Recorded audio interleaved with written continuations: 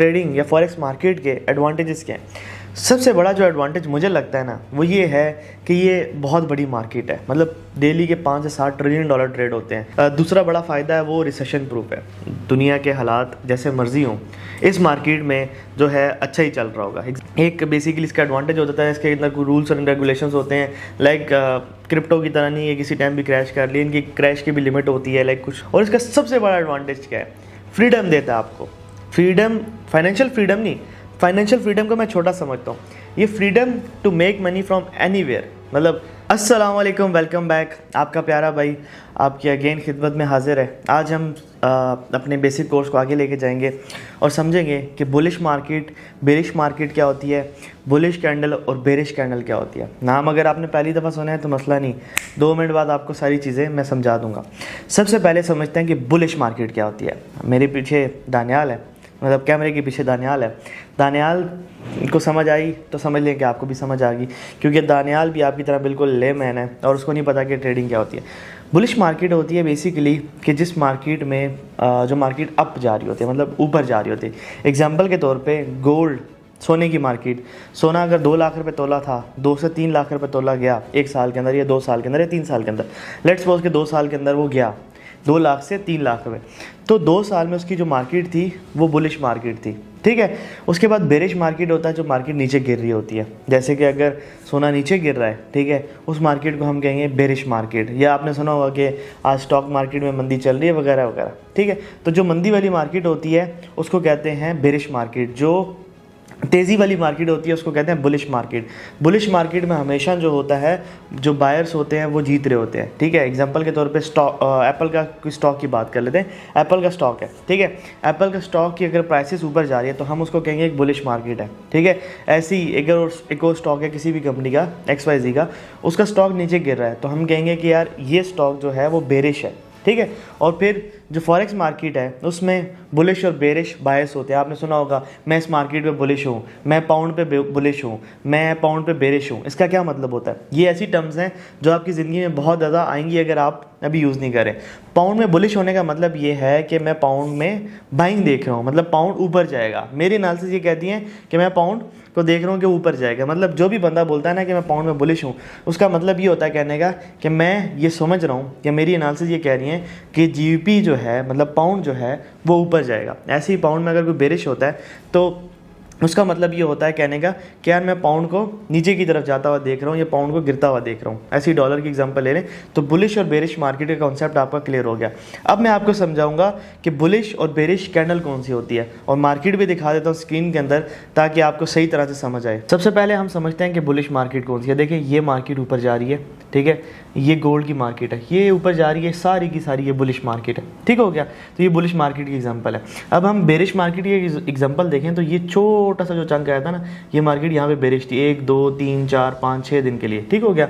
अब bearish market वैसे कुछ लोग जो एनालिसिस करते हैं कि लॉन्ग टर्म की भी होती है, जैसे कि एग्जांपल के तौर पे ये मार्केट है, ये एक लॉन्ग टर्म बुलिश मार्केट है, ठीक है। अगर ये ऐसे ही नीचे गिरती है ऐसे तो इसको हम कहेंगे लॉन्ग टर्म। तो अभी आप बहुत सारे लोगों को सुनेंगे कि वो कह रहे होंगे कि मैं गोल्ड पे बुलिश हूँ, मतलब मैं गोल्ड को ऊपर जाता हुआ देख रहा हूँ। अब हम समझते हैं कि कैंडल क्या होता है। सबसे पहले कैंडल को समझ लेते हैं, फिर हम आगे जाते हैं। कैंडल इस बला को कहते हैं, ठीक हो गया। अब ये बला क्या होती है मैं आपको इसको ज़रा समझाता हूँ दूसरा चार्ट खोल के।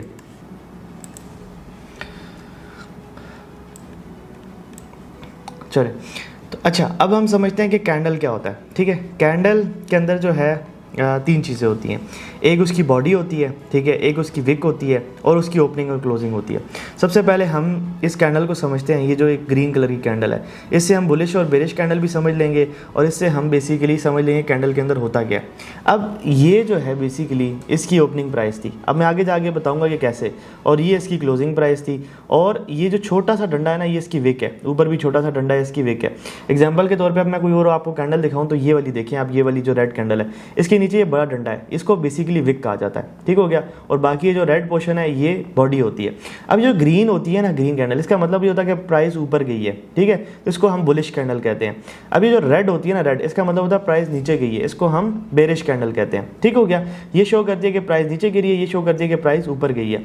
अब हम इसको समझते हैं कि ये जो कैंडल है बेसिकली ये यहाँ से स्टार्ट हुई क्योंकि पिछली कैंडल रेड थी, तो इसकी जो ये क्लोजिंग थी यहाँ पे हुई, अब ये यहाँ से स्टार्ट हुई और ये नीचे गई, ठीक हो गया। अब इसकी क्लोजिंग यहाँ पे हुई तो नेक्स्ट कैंडल यहीं से स्टार्ट हुई, स्टार्ट हो गई ये ऊपर चलेगी। अब जहाँ पे ये कैंडल क्लोज हुई तो यहाँ से अगली कैंडल स्टार्ट हुई और ये यहाँ पे क्लोज हुई, फिर अगली कैंडल स्टार्ट हो गई यहीं पे क्लोज होगी, फिर अगली कैंडल स्टार्ट हो गई ये यहाँ नीचे क्लोज हुई, फिर यहाँ से ये कैंडल स्टार्ट होगी ऊपर चलेगी, फिर यहाँ से ये स्टार्ट होगी दोबारा ऊपर गई, ये स्टार्ट हो गई दोबारा नीचे आ गई और ये ऐसे ऊपर चलेगी। तो ये जब आप मार्केट को देखेंगे थोड़ा सा ये चार्ट खोल के, तो आपको खुद समझ आ जाएगा कैंडल कैसे ऑपरेट होती है, कैसे स्टार्ट होती है, कैसे एंड होती है, ये सारी चीज़ वहाँ पे आपको क्लियर हो जाएंगी। बेसिकली जो मेरा मकसद था वो आपको बुलिश कैंडल बेरिश कैंडल का कॉन्सेप्ट क्लियर करना था कि जो ग्रीन कैंडल होती है वो बुलिश कैंडल होती है, वो शो करती है कि प्राइस ऊपर गई है, मतलब मार्केट ऊपर गई है, मतलब कि रेट बढ़ा है। और ये जो बेरिश कैंडल होती है इसका मतलब होता है कि प्राइस नीचे आई है, मतलब कि रेट कम हुआ है, ठीक हो गया। ये बेसिकली सिंपल एक कैंडल की डेफिनेशन थी, कैंडल के साथ साथ कि बुलिश कैंडल कौन सी होती है और बेरिश कैंडल कौन सी होती है।